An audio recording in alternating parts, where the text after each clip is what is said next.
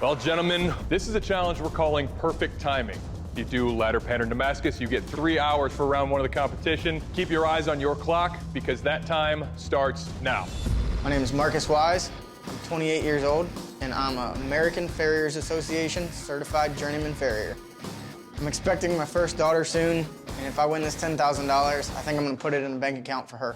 I'm not used to making blades this long. I'm used to making a 5-inch blade for castrating cattle in the cow pens. We call them nut cutters. Now that I got my weld set, I'm gonna go ahead and start drawing it out and start cutting my ladder pattern in. Now that I've got the profile forged out, I wanna get the holes drilled in my handle before I harden it. Bingo! Got my holes drilled, now I just need to go to the grinder and get the profile done. Looking down at my blade right now, I'm worried that my pattern doesn't have enough of a ladder pattern to get me through to the next round. But I can't do anything about it. My name is Jesse Overton. I'm 28, and I am from Medford, Oregon. I was in the Marine Corps for 4 years. Being in the Marine Corps, one of the biggest things that we pride ourselves on is being able to adapt and being flexible. And I think that all those things really are gonna make me prepared for this competition. I go with just a basic camp utility knife. So I'm thinking it's gonna have enough forward weight on it to be a good chopper, but it's also gonna have that slight curve up towards the tip for the slicing test.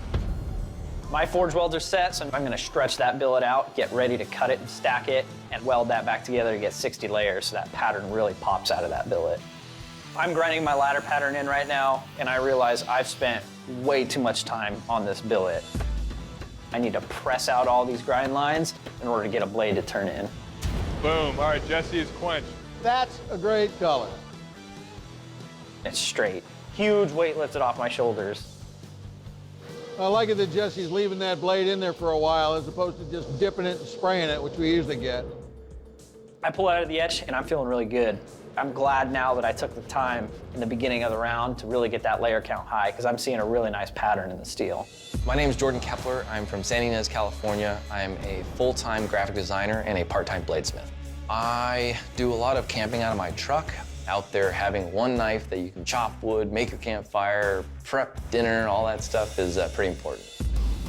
I really want something that is a good chopper because we're gonna be cutting into these metal clocks. So I go with a recurve Bowie knife for a full tang.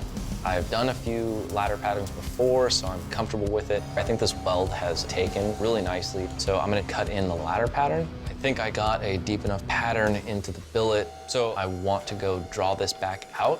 So at this point, I need to heat treat. Jordan quenched. It's perfectly straight. Wow. That's a good looking blade. Beautiful. So I'm gonna get this blade ground down on the bevels as far as I possibly can, and then I wanna make sure that I at least have 3 to 5 minutes to start an acid etch just to make sure that I can see the ladder pattern Damascus. 5, 4, 3, 2, 1. This round is over. Good job, guys. Gentlemen, congratulations. The 3 of you are moving forward into round 2 of our competition, where you guys are gonna fix any issues you have with your blades and add handles to them, turning them into fully functioning weapons. Keep in mind, after this round, the judges are gonna test your blades for strength and durability in a metal clock chop and for sharpness in a rubber hose slice. All right, gentlemen, good luck. That time starts now. I find a piece of brass and decide to use this for my garden. Marcus is going for a standard tang setup, putting that whole tang in a big slot all the way through there. That's creating a lot of work. A U-guard would have saved him a lot of time. I need some time to clean up what the judges asked me to. That really sucks. I realize I've actually drilled this hole too big and it could slide off the front of this blade. So what I'm gonna have to do is just use the epoxy and pray that it holds. Oh, guys, Marcus just cracked it too. I can't believe that this happened. I gotta start over with a new handle material. We don't have time to cry about it. Just gotta get a new piece cut and get this handle back on there. This handle's not gonna be great, but I think it'll stay on and at least allow it to be tested. With the time that I have left, I know that a sharp, strong edge is gonna be more important than a comfortable handle. I don't want to mess around with making a guard. I've already got too much steel on the blade. I don't want to add more to it.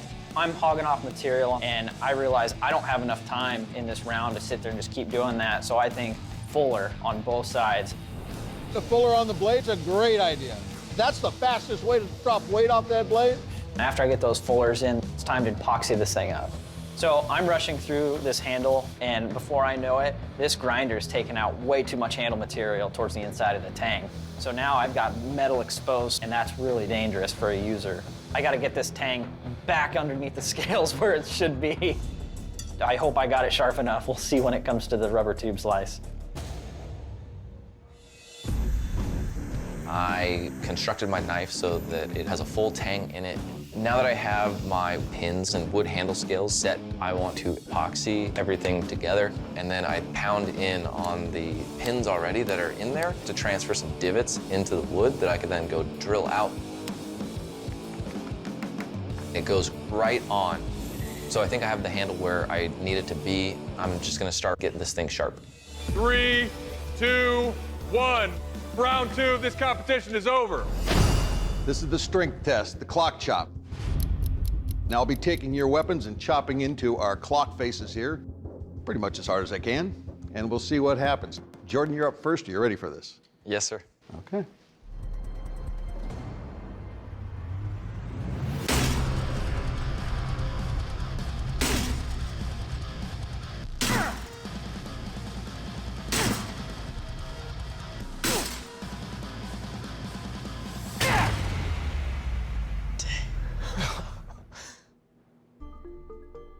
All right, so right off, for a 4-hour blade, I'm really impressed. You took some really minor rolls on this blade, but I wouldn't run my finger down this edge. I'll wind up bleeding. All in all, in a strength test, you held up beautifully. Good job. Thank you. All right, Jesse, your turn. You ready for this? I guess you could say it's time to test this blade.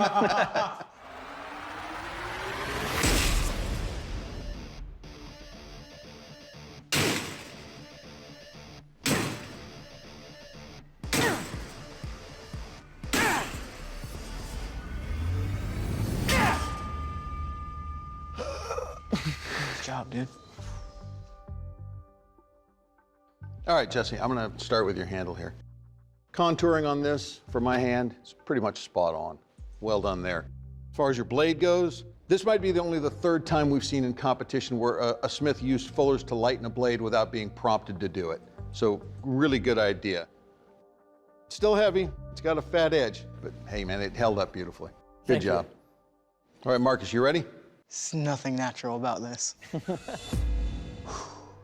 apart, don't blow apart, don't blow apart.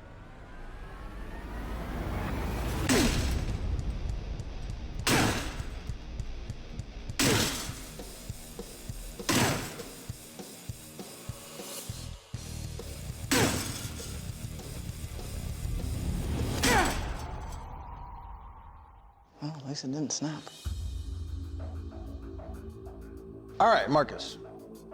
The big issue I have with your blade is this handle.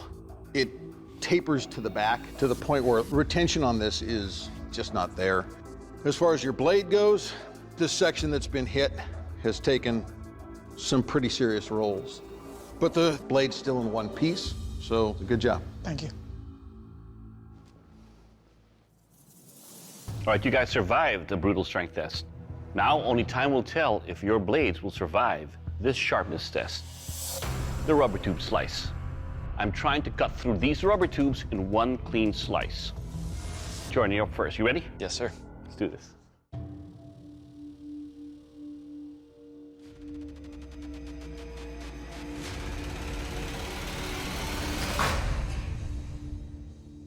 Nice. Nice. All right, Jordan, let's talk about your blade here. First up, I really like the designs you have here in its profile. The edge is sharp, and there were no issues cutting through these rubber holes at all. Overall, sir, you will cut. Thanks. All right, Jesse, your turn. You ready? Let's do it. Let's do this.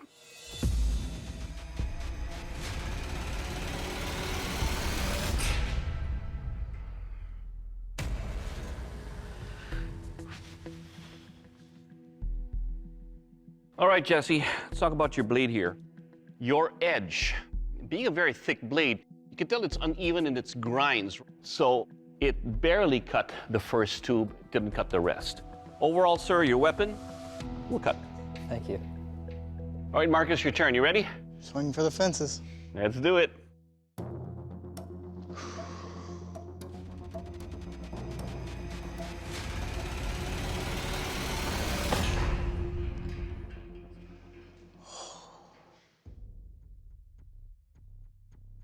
All right, Marcus, let's talk about your blade here. Despite the fact that you took some damage there, it is sharp. Now, your handle construction, I'm not a big fan of it at all. I don't blame you. Not comfortable to hold on to. And the spot that I do find comfortable actually has a hot spot in that. Yes, sir. But your weapon, you will cut. Awesome. All right, gentlemen, you guys all clearly made it through the strength test and our sharpness test. But as you know, only 2 of you guys will be moving forward into round 3 of the competition. And the judges have made their decision. The bladesmith leaving the forge is Marcus. And Dave's gonna tell you why.